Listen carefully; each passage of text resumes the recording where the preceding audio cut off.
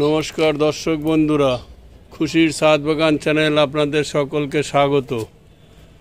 বন্ধুরা, আজ আমি আমার ছাদের আম গাছের আপডেট তুলে ধরছি। দেখুন বন্ধুরা, বর্ষার পরে আমি বলেছিলাম আপনাদের বর্ষার মধ্যে গাছে খাবার দেবেন না, বর্ষার পরে খাবার দেবেন। দেখুন, আমি বর্ষার পরে খাবার দিয়েছিলাম, ভিডিও আপনাদের তুলে ধরেছিলাম। বর্ষার পরে কি খাবার দিয়েছিলাম: ভার্মি কম্পোস্ট 2 মুঠো, 1 মুঠো শিংকুচি, 1 মুঠো হাড় গুঁড়ো, 1 মুঠো সর্ষের খোল।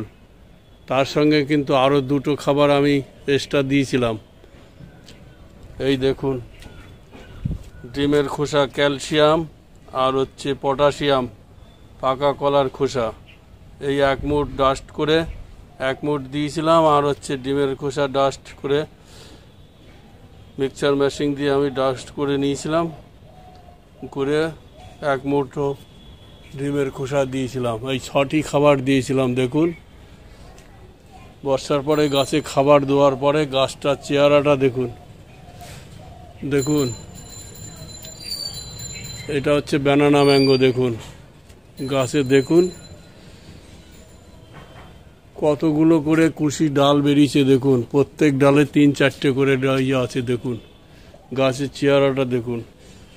এই গাছটা, এই ডালগুলো যদি বেরোয়, গাছের চেহারাটা কীরকম নেবে দেখুন, বট গাছের মতন চেহারাটা নিয়েছে।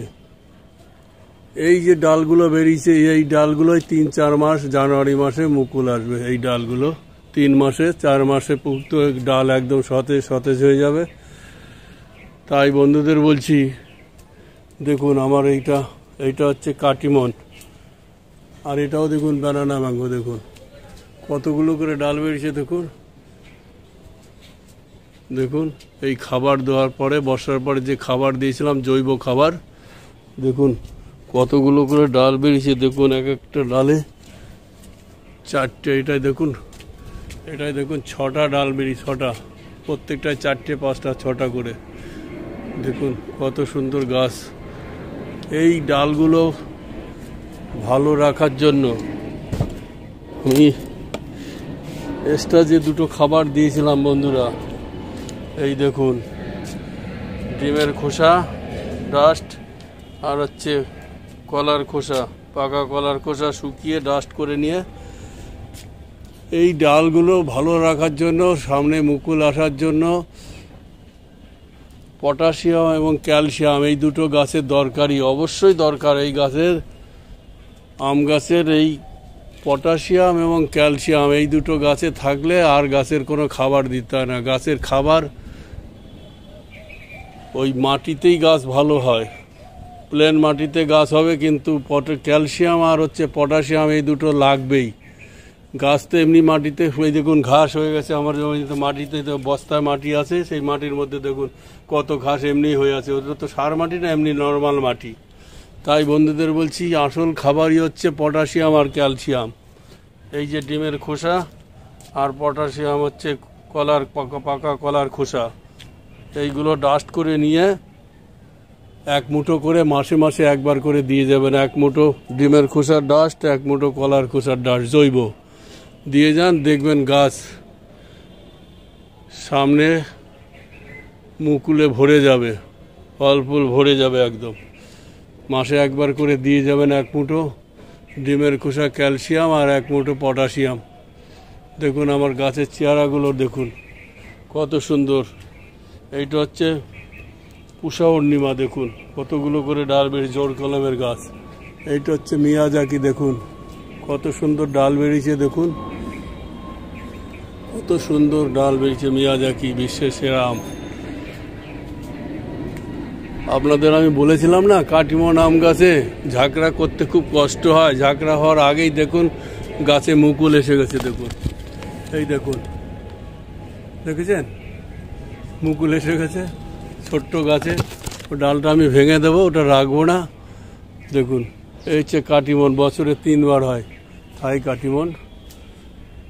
দেখুন এটা হচ্ছে জোর কলমের গাছ গৌরমতি।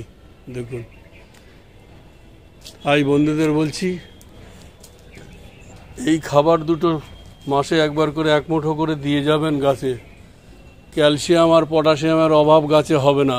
জৈব খাবার এরা ধীরে ধীরে কাজ করে, ওই জন্য মাসে একবার করে দিয়ে যাবেন, দেখবেন গাছ আর কোনো অসুবিধা হবে না। গাছের পাতাও পুড়বে না, কিচ্ছু হবে না, গাছ একদম সতেজ থাকবে। আর দেখুন, আমি এই সব গাছ আমার সবজি পচা সার মাটিতে বসিয়েছিলাম, সব সবজি পচা সার মাটিতে। দেখুন, এই কিচেনের রান্নাঘরের সবজি পচা সার মাটিতে দেখুন, এই দেখুন একটা সবজি পচা সার মাটি আমি ভিজিয়েছি, এই রেডি করেছি। দেখুন, এই একটা দেখুন রেডি করা আছে, দেখুন এটা রেডি হয়ে গেছে। দেখুন মাটি রেডি, এটারও মাটি 2-3 মাস হলো এটা। দেখুন দেখুন এটা মাটি রেডি হয়ে গেছে একদম। কত সুন্দর সবজি পচা সার মাটি রেডি হয়ে গেছে। দেখুন, আমার এখন সার মাটির অভাব নেই, আমি বাইরে ভার্মি কম্পোস্ট, সে গোবর সার এসব কিচ্ছু কিনতে হবে না, আমার সব সবজি পচা সার মাটি। দেখুন, এটাই আমি নতুন করে আবার বসাচ্ছি। দেখুন এটা নতুন করে দেখুন দেখুন দেখুন এই যে আমি দিয়ে দিলাম, যে প্রত্যেক দিনের সব সবজি রান্নাঘরে সব দিয়ে যাচ্ছি, দিয়ে 2-3 দিন দিয়ে তারপরে কিছু মাটি দিয়ে দেবো। দেখুন এই দেখুন, এটা লাগবে এখনো 1 মাস লাগবে এটা ভরতে, এই ড্রামটা ভরতে এখনো 1 মাস লাগবে।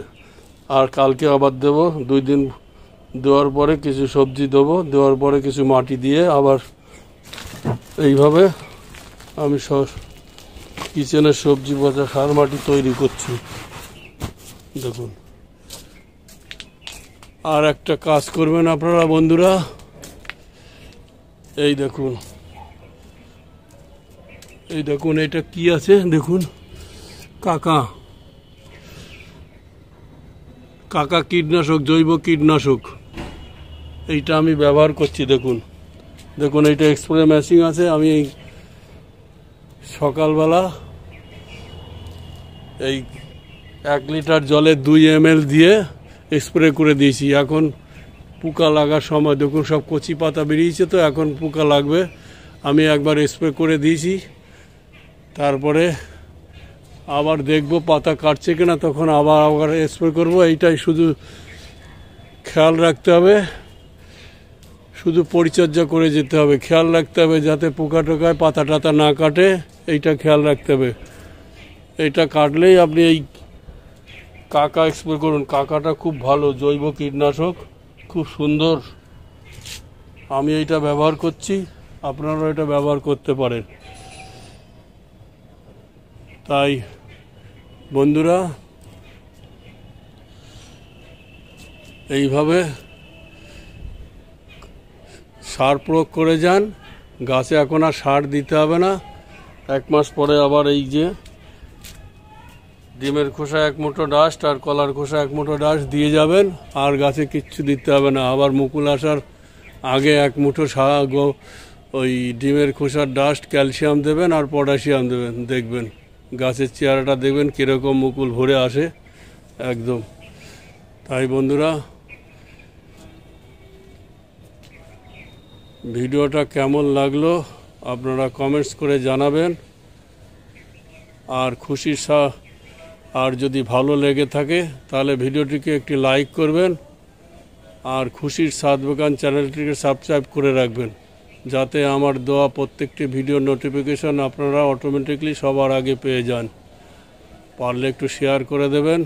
ধন্যবাদ, ভালো থাকবেন, সুস্থ থাকবেন।